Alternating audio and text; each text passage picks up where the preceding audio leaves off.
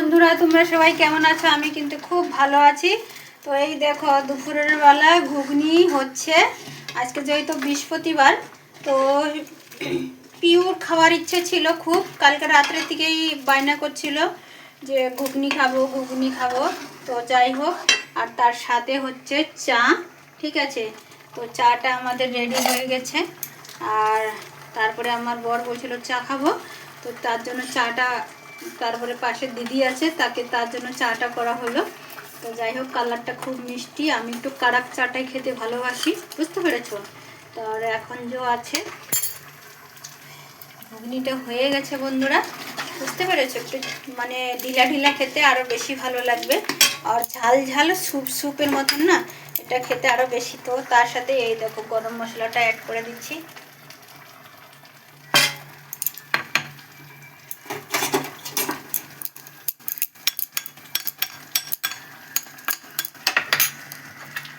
তো সব বন্ধুরা, তোমরা সবাই কেমন আছো? আমি তো খুব ভালো আছি। আর তোমরা কে কোথায় কি করছো, মস্তি করছো? আমি কিন্তু আমি কাজও করি, মস্তি করি, সব কিছু করি। আর কি বলো, তো যাই হোক, এই তো ঢেলে দিচ্ছি ধনেপাতাটা।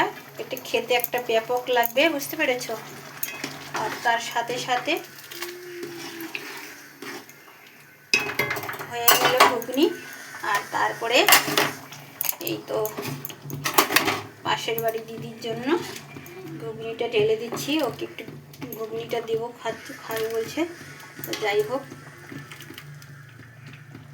এটা দিদির জন্য দিচ্ছি। দিদি চায়ের সাথে খাওয়ার জন্য, চায়ের সাথে খাবে তো চলে এসো। ঘুগনি মুড়ি, তো এই আমাদের চা হয়ে গেছে বন্ধুরা, বুঝতে পেরেছো? যাই হোক, চাটা ছেনে নিচ্ছি। আর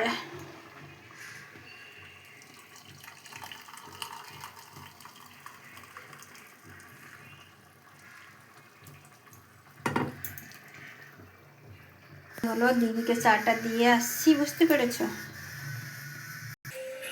তো এই দিদিকে চা দিচ্ছি আর এই ঘুগনি। এই ন, তোমার জন্য চাটা নিয়ে আসলাম এত কষ্ট করে। ঠিক আছে,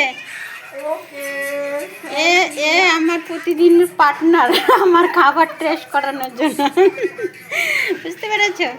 কেমন হয়েছে বলো? হ্যাঁ।